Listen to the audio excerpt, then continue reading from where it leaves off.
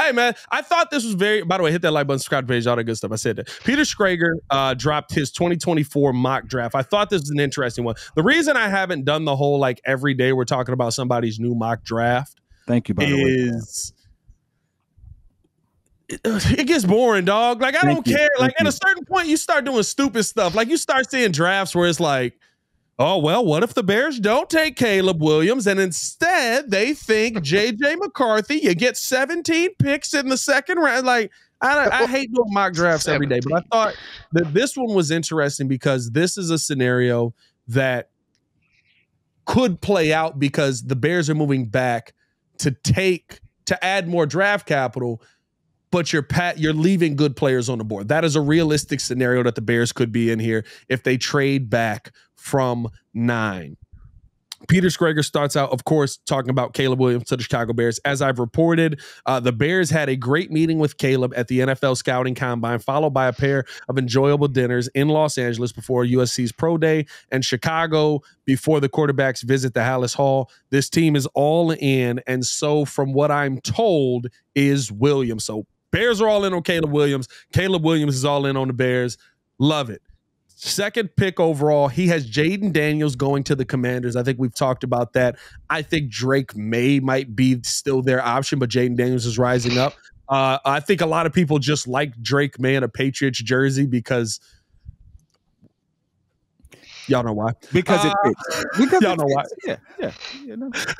Now, in this scenario, this is another scenario where a team trades up. The New York Giants in this situation trade up to take, we do get the run, J.J. McCarthy for a protected trade with the Arizona Cardinals. 5, the Chargers do not move out of. They take MHJ. 6, the Cardinals, we moved back. We took the L on this one, but we get some more draft capital with that protected pick.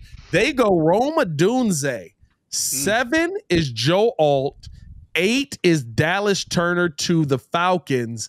And this is where it gets interesting because now you're sitting at 9, and in this scenario, Malik Neighbors is there. Call it. He has the Chicago Bears trading back from 9 and not taking Malik Neighbors, trading back with the Indianapolis Colts. Said the Colts send Chicago a future second-round pick in order to move up 6 slots and pounce on Neighbors, the star receiver out of LSU, in a AFC South that saw the Jaguars, Texans, and Titans all aggressively attack free agency. Colts GM Chris Ballard shows he has some tricks up his sleeve. Now, he says a future second-round pick. This is the biggest question. Does that mean future like the next day? Because that is in the future. Nah. Or does that mean future like tomorrow? Now, this is a scenario. I guess we could play both out. We're all out on if this is like a 2025 second round pick. Kick rocks. Yeah, I'm out. I got 2 of them already. I want it to be this year. You better believe that there's amazing talent in next year's second round. And it's like, dog, it's so much talent. You thought this year was crazy. We about to be going wild next year. They said this year's second round is equivalent to this year's third. Next year's second round is equivalent to this year's third round. Not doing that. I don't know what this season hasn't played out. We'll see what the players end up doing. There's going to be improvement, all that. But let's assume, for the sake of conversation, the future second round pick means Friday.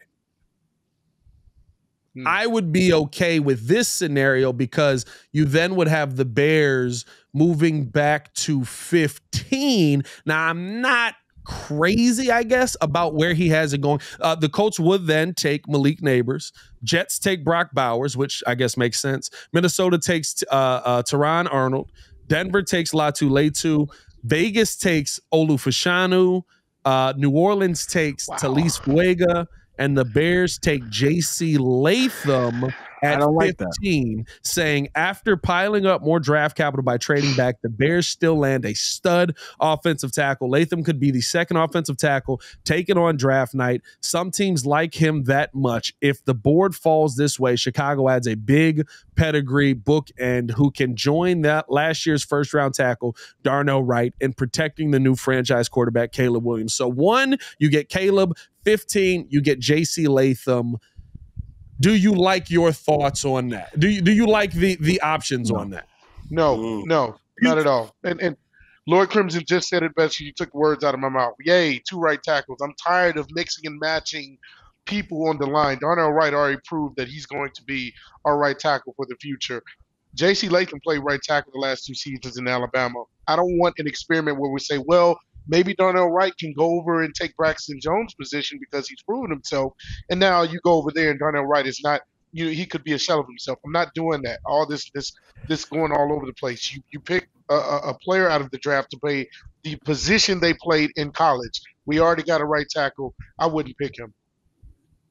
Who gave this man the ability to write this article, man? This don't make any sense. I mean, honestly, bro, like that's a whack mock. I ain't gonna lie. Who would take this deal? He said that's a whack mock. That's a whack mock, bro. It really is, bro. Like, who would sit there and trade back to six spots back to only receive a second-round pick in the future?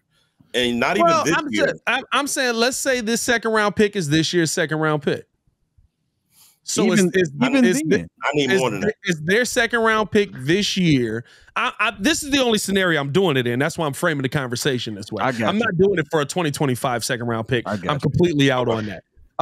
So let's say it is this year's second round pick. You know what? I'll live with it. I play the game. I'll live with it. But I gotta put my Powers Johnson on the table. Like, I really can't realistically like go with this tackle. Like, I gotta go get Powers Johnson if I'm gonna trade back and then do that. That would be the only thing that makes sense to me, if that's what we're going to do, because that's the only name up there that we haven't discussed. He's not gone, right? No, he's not gone in this mock. Yeah, that would be the only thing that makes sense. So then you got Caleb, you got Powers Johnson. I'm okay with that if we can pick up a second round pick because we have none. We don't have So like I'm good with that because then we can still get an edge rusher in the second round. It is the I guess you kind of have to ask yourself, right? Because right now the Colts sit 46. So you have to ask yourself, maybe the name that's there we don't love. I don't know if J.C. Latham has only played right tackle. He played a little right guard when he was a freshman. So I guess maybe you could say right guard could be something where you slide him in there. I loved how that looked with Tevin Jenkins. I don't see him as a left tackle. You're telling him, not to say he can't, but you're telling him to retrain his brain to the left side. Everybody can't do that. It's amazing that Tevin Jenkins can. You know what I mean? Like, that to me, I agree with you on that, JC. Now, listen, he'd have plenty of time to do it, but you're not able to hit the ground running when you're not starting at a position of comfort. And this guy's been a right tackle his entire time in college. Maybe there was some left tackle time in high school, but like, I mean, that's very different. They're 46, right? The Colts. So I'm saying if you got the pick this year, Bears would get 15, Colts would get 46. I'd be fine with this. You have y'all know I don't care about. I think the weakest spot on our team. Ryan Bates is a backup. He's played 151 snaps at center. Coleman Shelton is a starter, but he's not the long-term answer. I don't care where you take MHJ. You could take MHJ at 9, and I would literally just be like, it is what it is. I don't care. Like, or I'm sorry, not MHJ, JPJ, Jackson Powers Johnson. You could take Jackson Powers Johnson at 9. I'd be like, whatever. Cool. Everybody's gonna be mad. Everybody's gonna be upset. How could you take a center at 9 if we don't have to worry about him snapping the football? Yeah, I mean, and then blocking. Like, there's two things I'm looking to see happen here. You snap it and then you block. That'd be great. Like, I feel like that's the basis of what we want to see here. But you'll be drafting off of need at that point. Yeah. The biggest need will be center. You use what you have to get him if you really think he's worth it. Like, no price is too high if you really think you have your guy. Yeah. And I think you've said that plenty of times. No one cares what you gave up if it ends up working out. Well, it depends, right? I think Jackson Powers Johnson is a first-round pick, so you have to take him where you can get him. You can't be taking, like, this DB's my guy, and you take him at 9. Like, we fighting. I'm gonna be at Soldier. Yeah, I'm gonna find my way to Ryan Pohl's office somehow. Yeah, I mean, I'm gonna just wait in there and alert. All you gotta do is say, "Cuz, what happened?" just wait for him to get in there. Hey, just see him at the family reunion, dog. That's all it is. He instantly. It'll be like in Juice when he walked in the elevator and just saw his face and instantly knew what was going on. Oh God. Yeah. How did he get in here? It's the glasses. But no, bro. Like I think that the JC Latham pick is kind of what's throwing me in that. I'm not gonna lie. The whole mock draft, his whole mock is throwing me because Neighbors already has proven to probably be the first one taken off the board. For him to be at 9, I don't see that happening either. And let's start that. Like we've gone down this whole rabbit hole of like the pick at 15 and stuff like that. We leaving Malik Neighbors on the board? I'm gonna be honest with you. For JC Latham is going to be really, really good. He's going to be really, really good. He's going to be really, really good. Yeah, but we leaving Malik Neighbors on the board? I'm gonna be honest with you. It made sense up until he got to us. Because if you really look at it, there are going to be some people that jump out their body and get a quarterback, and it just is what it is. We know the New York Giants are going to jump out their body. Like we know that Drake May is going to go within the top 5, realistically. We know Jaden Daniels is number 2. We know who we get. Like, so that the first 5, I'm actually cool with. Like, the Chargers need a receiver. If you don't get a MHJ and you're right there at 5, shame on you. Like, that's stupid. Cardinals, we know that they needed a receiver. They don't get a receiver at 6, shame on you. That makes sense. Titans, we know they needed a tackle. So, like, it made sense. The thing that didn't make sense is why we would get JC Latham. That's the only thing that didn't make sense. So I'm not going to kill the whole. It was whack for us, but it made sense for everybody else. I think in this situation, right, you're operating under the assumption that you left Malik Neighbors on the board, which you better be right. you left, right? You missed out on the other 2. You better be right. So on that third one, shout out to Pat. Is your gripe that Rome went before? Wait a minute. Is it a recliner chair wearing white glasses? Hey, that's cold, bro. You got a following now. You got a following now. That's cold. Hey, listen. I watch a lot of YouTube, bro. You know you made it when mugs start making YouTube channels based off of a prop in your background, dog. Pat's recliner chair has a YouTube page, ladies and gentlemen. Pat the designer has made it.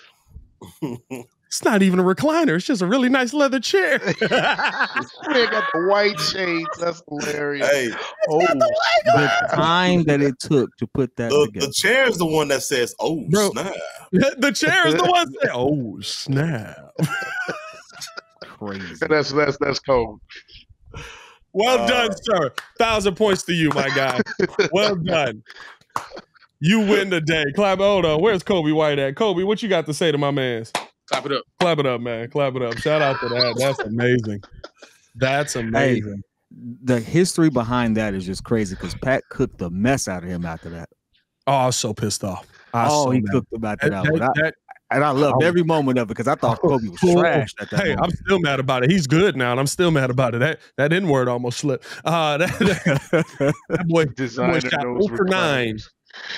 And was sitting there clapping up North Carolina winning the national champ or winning. It wasn't even the national champion. It was like the Sweet 16 or something like that. Yeah. Clap it up. It was like, damn, we just went 0 for 8. Oh, I was so mad. Oh my God, I was so mad. I couldn't believe that man said that. I'm glad it worked out. I'm very glad it worked out. No, I think the starting point for me is right. One, you better be right on, and Peter Schrager from NFL Network, right? Like I think most of this mock does fit, but you're operating under the assumption that the Bears are willing to move back past Olu Fashanu, past Talise Fuego, who I think may be a little bit of a gem, if we're being 100% honest. And they go JC Latham here. And I mean, you're going JC Latham over Troy Fontenot in this situation? Mm-hmm. That's another name. Yep. The crazy thing for me is that it doesn't, I don't know when he actually made this. Troy Fontenot is a left tackle. Mm-hmm. I don't know when he actually tackle over a left tackle. I don't know when he actually made his mock because the latest news is Minnesota seems to be hell bent on taking these. Oh, this came out today. This is today's mock draft. Well, the news as of late before we got on the show was Minnesota's aggressively trying to shop these 2 picks to move up. That's a reason why they got that. How high can you get up? That's the tough part. I mean, you know what I mean? It's like this draft? Might get you up to 7. Maybe I was gonna say you're not getting 11 and 23 are not getting you into the top 2. Like you're giving up 11, 23, and let me get something else up off of that in the future. You're giving up some capital to get up into the top. Because realistically speaking, how far are you trying to move up for JJ McCarthy? Like depends on how much they in love with. I'm gonna be honest with you. That's a lot of belief in JJ McCarthy, dog. I'm gonna say this: he fits the mold of what they just gave up in Kirk Cousins. To be honest with you, and the Cardinals are looking to pick up pieces for receivers, and this draft has a lot of receivers. And so, shout out Crimson. This is facts. They do try to move up every single year. Yeah, and so I can see them trading 23 and 11 to go up with the Cardinals because the Cardinals are the only team that's like, hey, we got a quarterback. Well, in his mock, they move up to 6. They trade back to 6. And if you trade back to 6 and you get to pick up 2 extra picks in the first round, then you can get another receiver and you can actually like address another position for them. It makes sense for them because they're going in on Kyler. So like it does. It makes sense for the Cardinals. You just also gonna give me something in the future. It's not straight up. You're not fleecing me for two first round picks and you get a top 4 pick. Well, top 6. I'm gonna get. Well, you talk about the based Vikings this moving mock. up. If I did it by this Vikings mock, moving up for the Cardinals though. Yeah, but based off his mock, the Cardinals move back to 6. Oh, and then you get the 2 first round picks. You get the 2 first round. You pick up, so you move back twice, and that's elite GMing right there. If you're the Cardinals, because it's like that's believable. I can get on board with that. That's believable. I don't know why they don't just stand put and just wait for Michael Penix to fall to them and then pair him up with JJ and Jordan Addison. Like that to me, that wouldn't be a bad idea either. I know, but I'm just saying, like he's still. And I frankly think that they like JJ McCarthy. Like as much as we dog JJ and he didn't give us all the off-platform plays and stuff like that, he's probably the most NFL ready QB because of he was in an NFL offense.